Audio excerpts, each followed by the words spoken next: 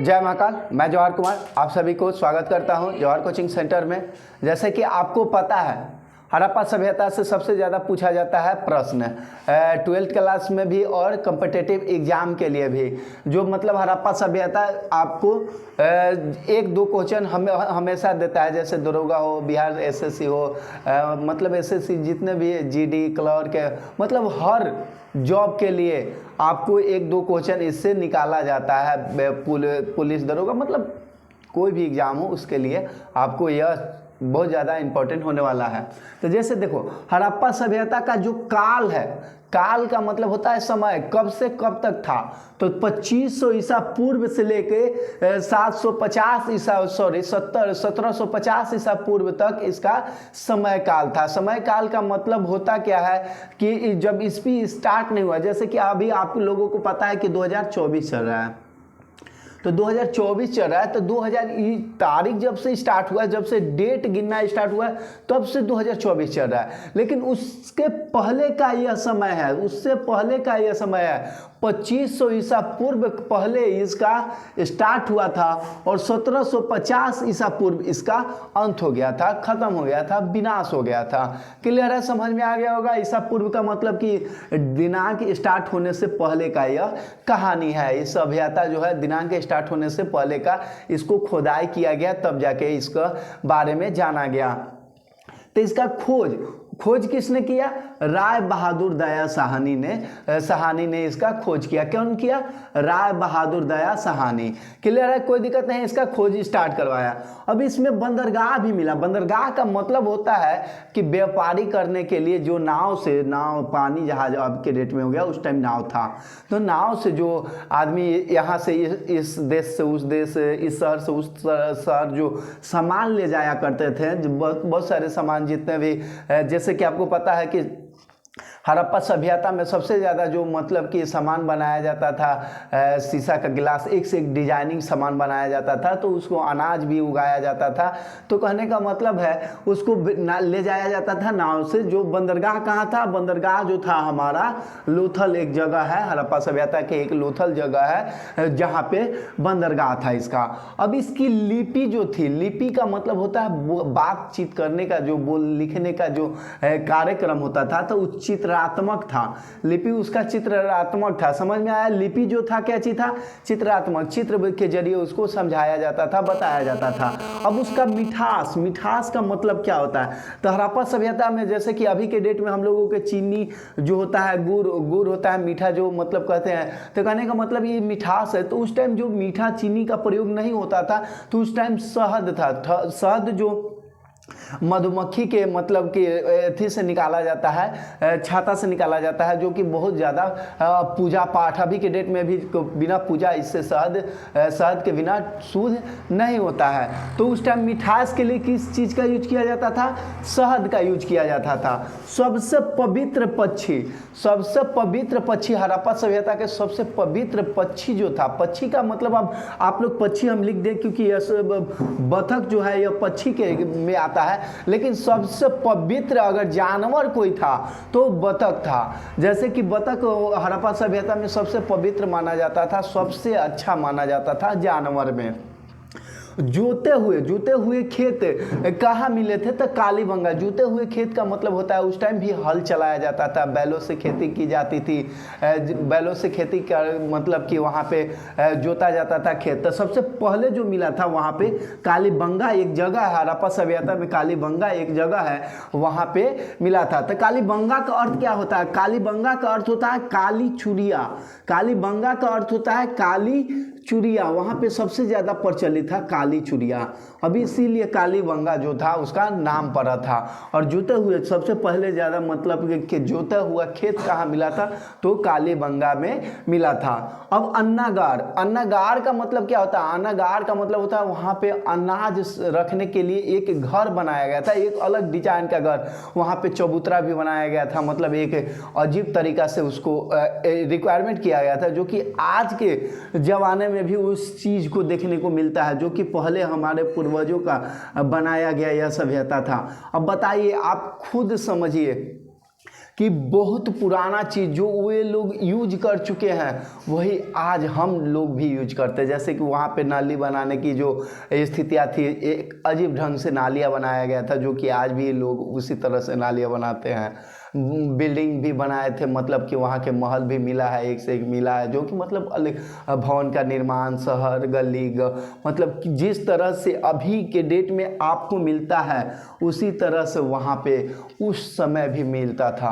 और समझ लीजिए कि उतना पुराना, जब कि मतलब आप कह सकते हो कि चित्रात्मक चित्र के जरिए समझाया पढ़ा लिखा जाता था, उस टाइम में इतना विकास था, जो कि आज भी वही चीज़ देखने को मिलता है, बस थोड़ा सा डेवलप कर दिया गया है इसको, मतलब थोड़ा सा बढ़ा दिया गया है। क्लियर है? चलिए, अन्नागढ़ का मतलब अन्नागढ़ कहाँ मिला था? तो मोहनजोदड़ो। तो मोहनजोदड़ो आपको समझ में आ गया, मोहनजोदड़ो में अन्नागढ़ भी मिला था और स्नान घर भी मिला था। स्नान घर मतलब कि पवित्र स्थान पे नहाने के लिए, मतलब कि पूजा पाठ के लिए जो स्नान घर भी था वो मोहनजोदड़ो में ही मिला था। समझ में आ गया? तो अन्नागढ़ भी कहाँ मिला था? मोहनजोदड़ो। स्नान घर भी कहाँ मिला था? मोहनजोदड़ो। जो कि मतलब कि अन्नागढ़ का यूज आदमी पूरा जितने भी किसान थे, खेती होता था, वहाँ पे अनाज उगाया जाता था, तो उसको इस घर में लाकर रखा जाता था। और जब आपातकाल समय, मतलब कि जब वहाँ पे भूकंप आया, बाढ़ आया, मतलब खेती फसल अच्छा नहीं हुआ, तो इससे निकाल के उसको पूरे देशवासियों को, मतलब कि हड़प्पा सभ्यता, सिंधु घाटी सभ्यता वासियों को दिया जाता था, ताकि वह अच्छा से अपना जीवन यापन कर सके। अब वहाँ का जो मुख्य फसल था, हड़प्पा सभ्यता या सिंधु घाटी सभ्यता का जो मुख्य फसल था वो गेहूं और जौ था। गेहूं और जौ वहाँ का मुख्य फसल था, जो आज के डेट में भी गेहूं सबसे ज़्यादा मुख्य फसल है। गेहूं एक ऐसा फसल है जिसमें प्रोटीन भी अच्छा मात्रा में मिलता है, और सबसे ज़्यादा कि यह निरोगी फसल है। जैसे कि आज के डेट में चावल जो है, चावल तो मतलब बेस्ट है, अच्छा है, लेकिन गेहूं से अच्छा आप इसको नहीं मान सकते हो, क्योंकि चावल एक मतलब कि ज़्यादा खाने से बहुत सारे रोग भी उत्पन्न होते हैं, लेकिन गेहूँ जितना भी खाओ, कुछ भी खाओ, कितना भी खाओ, इससे रोग नहीं उत्पन्न होता है। और जौ भी एक बहुत बढ़िया फसल है, इसको मतलब हम लोग मतलब सबसे ताकतवर फसल में भी गिन सकते हैं। जौ, मक्का, ये सब जितने भी फसल है, चना, ये सब ताकतवर फसल होते हैं। इसको मतलब अगर आप थोड़ा थोड़ा ही खाओगे तो बहुत ज़्यादा एनर्जी आपको मिलेगा। चलिए, इसके बाद हम लोग पढ़ते हैं मनके भी वहाँ पे लोथल और चन्हू दरों में मिला था। चन्हू दरों और मतलब कि लोथल में यहाँ पे मनके, वहाँ पे एक से एक जो बनाए गए थे चित्रकारी जो थे वहाँ पे मिला था। उसके बाद देखो मोहर। तो हड़प्पा सभ्यता में मोहर जो था सेलखरी पत्थर का बना था, सेलखरी पत्थर। अब हड़प्पा सभ्यता का मोहर जो बना था सेलखरी पत्थर का बना था, और इस सेलखरी पत्थर से बना था, और इसमें जो कांची का चित्र था, तो हड़प्पा मोहर में कुछ ना कुछ तो होनी चाहिए, तो उसमें एक सींग के पशु का चित्र था, एक सींग वाला पशु का चित्र था। और इसको, इस सेलखरी पत्थर को एक और नाम से जाना जाता है, जिसका नाम उसके लिए, जैसे इसका नाम जो था सटेलाइट धातु के नाम से जाना जाता है। सटेलाइट धातु जो था, इस सेलखरी नामक पत्थर या सटेलाइट धातु से वहाँ का मोहर तैयार किया जाता था।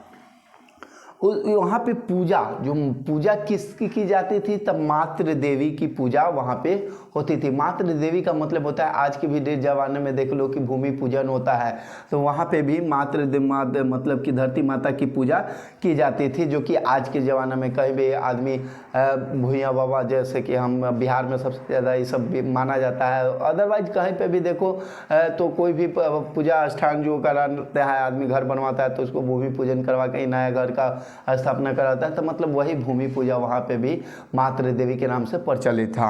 अब वहाँ में समय पशु के जो पूजा होता था, पशु के तो सांड के पूजा होता था। सांड जो कुंवर सांड नहीं होता, जो समझ सकते हो, आप कह सकते हो कि बछा बैल का जो होते हैं, शंकर भगवान जो मतलब वास करते हैं, शंकर भगवान की जो सवारी है बसा बैल, उसी को बोलते हैं कुंवर। कुंवर मतलब उसका पीठ पे जो मतलब एक टिल्ला की तरह, मतलब उसका पीठ पे एक टिल्ला की तरह जो उगा रहता है उसको बोलते हैं। तो वही उनका मतलब कि उस टाइम भी पशु में पूजा होता था उनका। अभी इस सब जानने के बाद आपको पता होना चाहिए कि आखिर इसका विनाश होने का रीजन क्या हुआ। तो इसका विनाश जो हुआ था, इसका विनाश जो बताया जाता है, कभी बताया जाता है कि बाढ़ के जरिए हुआ था या कभी अग्निदाह के जरिए भी हो गया था। अग्निदाह के भी जरिए हो गया था और मतलब कि बाढ़ के भी जरिए हो गया था। तो आप कह सकते हो बाढ़ भी हो सकता है इसका कारण, भूकंप भी कितना लोग बोलते हैं। मान लो जिसका कोई व्यक्ति मतलब कि इस सभ्यता का आदमी नहीं जीवित है, इसके बारे में इसको खुदाई करके निकाला गया कि हाँ है, ये सब सारे चीज़ें जितने भी हम लोगों को पता चला, एक खुदाई के जरिए पता चला, तो हम लोगों को मतलब कि अनुमाने लगा सकते हैं कि हाँ क्या हुआ था इनके साथ जो हुआ था, तो आखिर हुआ क्या था। तो जैसे कि यहाँ पे बाढ़ के जरिए बताया जाता है, अग्नि के दाह के जरिए बताया जाता है और भूकंप के जरिए बताया जाता है कि ख़त्म हुआ है। और मतलब यहाँ पे सबसे ज़्यादा जानने वाली चीज़ है 2500 ईसा पूर्व से लेके 1750 ईसा पूर्व तक जो है सभ्यता काल, इसका सभ्यता काल है। खोज जो हुआ था किया था राय बहादुर शाह दया साहनी, जो इसका खोज किया था। बंदरगाह जो था लोथर